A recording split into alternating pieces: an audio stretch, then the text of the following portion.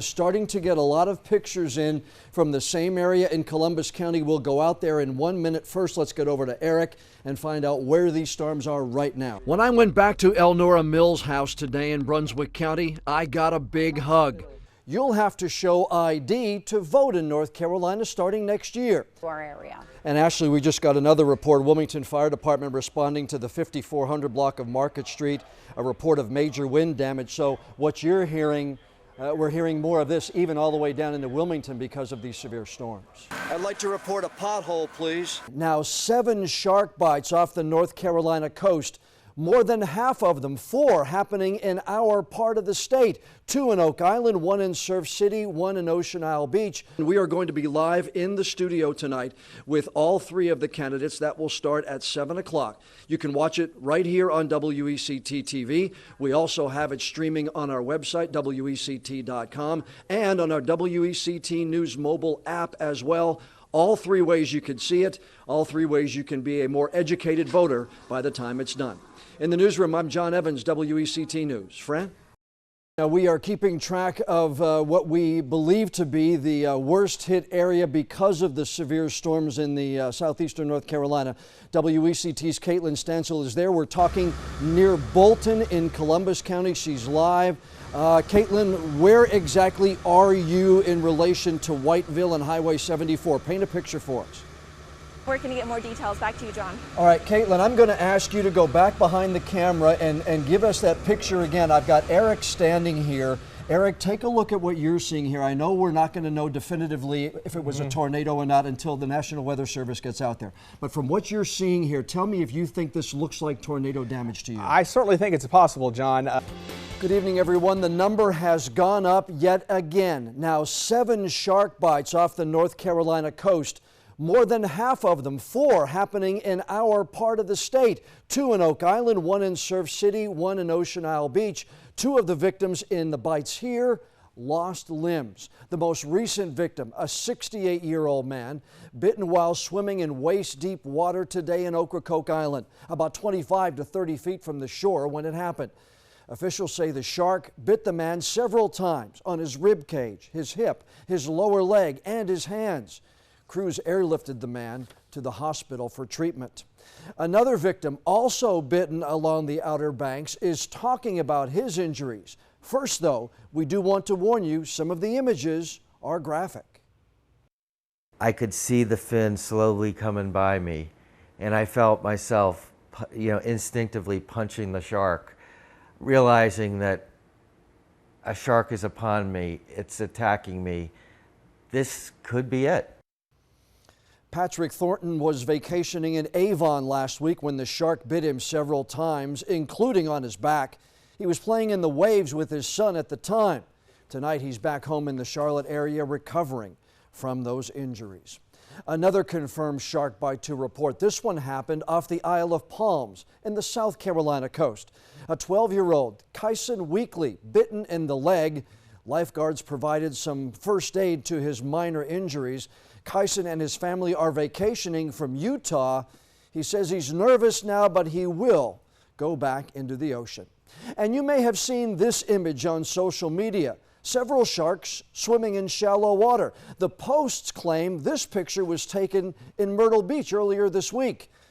But that's not true. The picture actually taken in Cape Canaveral, Florida in 2014. We have seen more shark bites than usual off our coast, but be aware, not everything you see online and on social media is a fact. Now let's get the forecast with First Alert meteorologist Eric Davis. And it is a fact. Many lawmakers in Raleigh want to cut corporate and personal income tax rates. To make up for some of that lost revenue, they want to put sales taxes on some services, and one option is directed at hospitals. Fox Wilmington's Caitlin Stansel talked to officials about whether this could raise the price of your health care. Caitlin, what did they say to you today?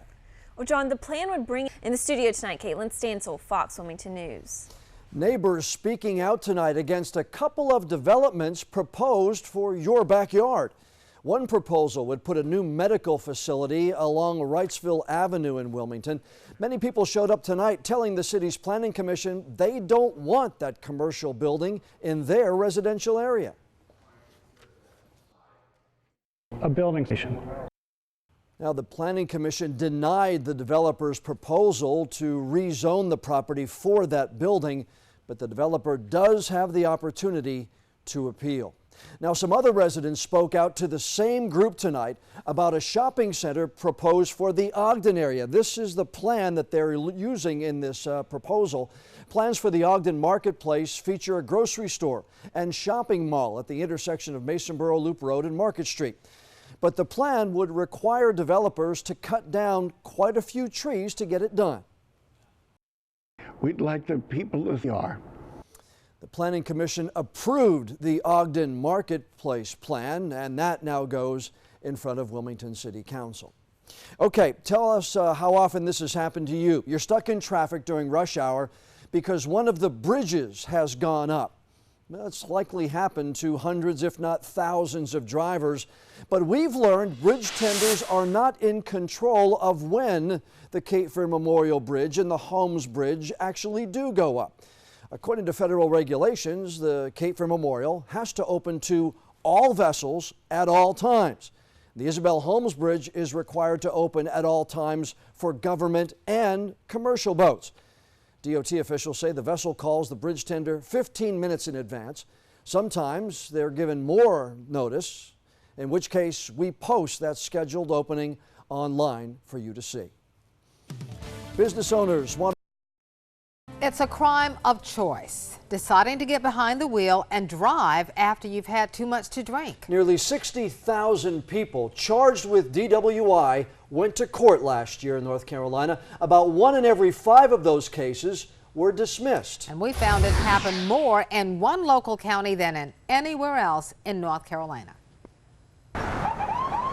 We're one part of the formula. Our part is to look for those people who are impaired, build a case, and then try that case, and then hopefully we'll get a verdict guilty. Most DWI defendants who went to court in North Carolina last year did wind up with guilty verdicts.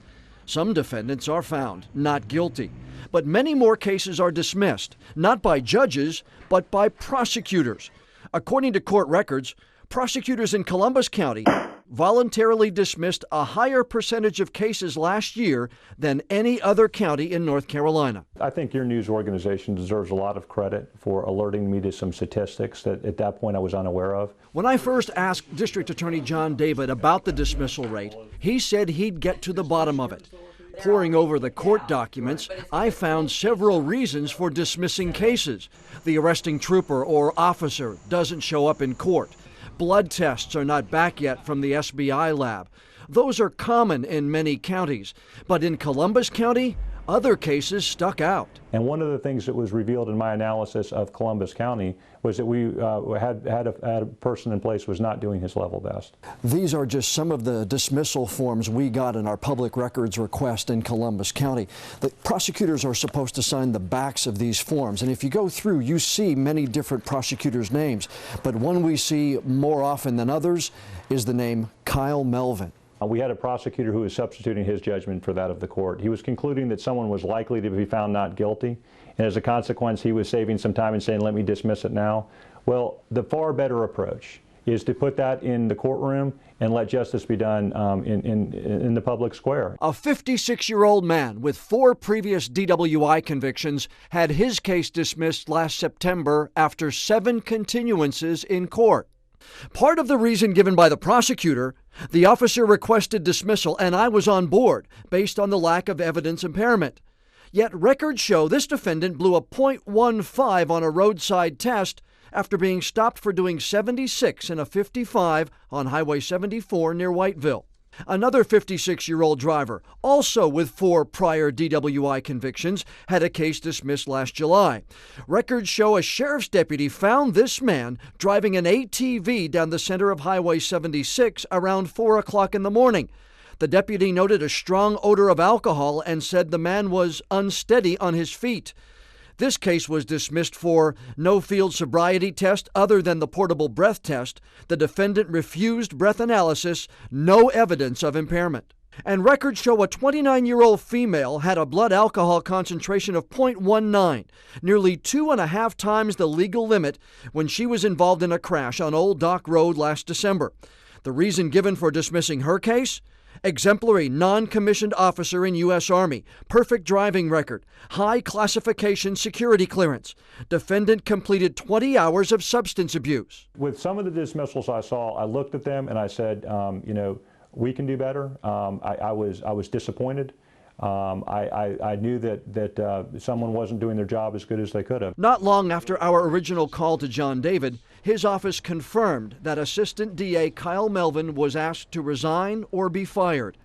According to this email, Melvin chose to resign. You know, as a leader, I accepted responsibility. David says he's met with all chiefs of police in Columbus County, the higher-ups in the sheriff's office and the highway patrol, and with the staff in his office about ways to do better. There's always frustration, you know, the fact that you say, well, I went out and I done it, and now it ends up this way.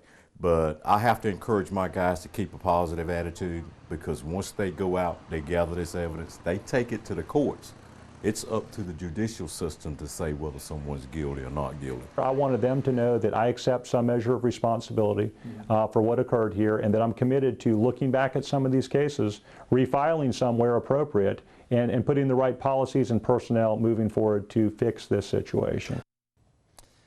Now, John David told me that a state grant allowed his office to have DWI court, where selected prosecutors would handle all of the DWI cases.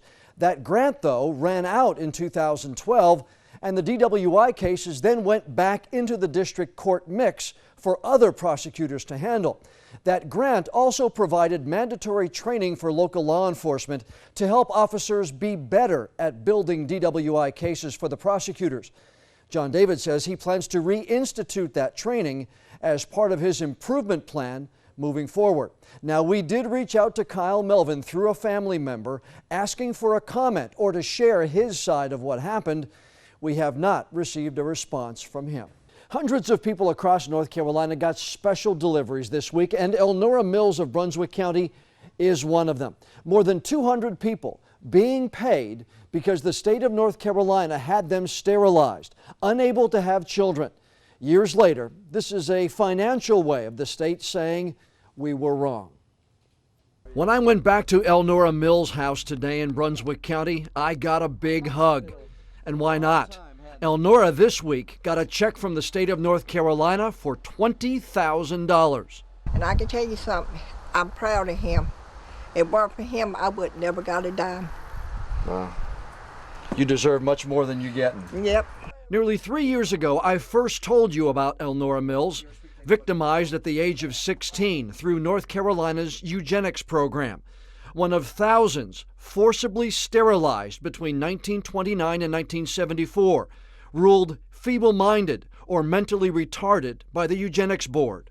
When I saw you on TV that night, that's when I decided to call you. And that's when I found out they did really sterilize me where I could never have no children. Lawmakers debated and later decided to compensate the victims. Years since the talk about compensation began, the first check has arrived. Since then, Elnora has been diagnosed with cancer. Her husband, Buddy, is dealing with heart problems and dementia. This money will go to help pay their medical bills. Through it all, Elnora says she's never lost her faith. I asked God, and God told me, don't give up faith. And I'm not giving up. Elnora and the other 200-plus victims are supposed to get a second compensation payment next year once decisions are made on any claims that are under appeal in Raleigh.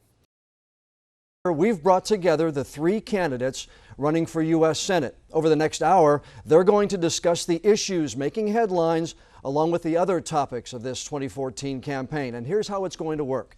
Our first question of the evening we will address to Speaker Tillis. And it's really the elephant in the room question. I want to begin with this, Speaker Tillis. The recent claims both you and Senator Hagan have made about missing meetings or voting sessions to attend other events.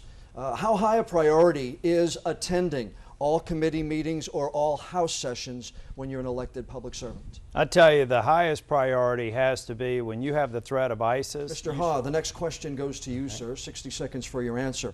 Both the Democratic and Republican parties in this state have filed ethics complaints against the senator and the speaker, claiming they benefited financially from votes they cast in the Senate and the State House.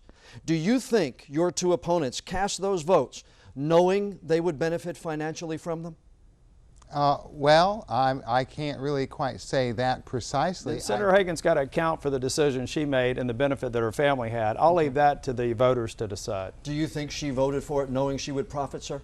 I doubt it. Okay. But the real question is the judgment after you make a vote. Okay. Should you really have actually taken that extra step to have your family benefit from it? Thank you, sir. Mr. Hall, your response, 30 seconds. Joining us on stage now, the three candidates running for the U.S. House seat in District 7, candidates running for the seat in the North Carolina Senate, representing District 8. We are going to be joined by the two candidates running for the state Senate seat in District 9. Two candidates running for the North Carolina House seat, representing District 17. We are joined at this time by four candidates running for two open seats on the New Hanover County Commission. Our first forum will feature the two candidates running for sheriff in New Hanover County.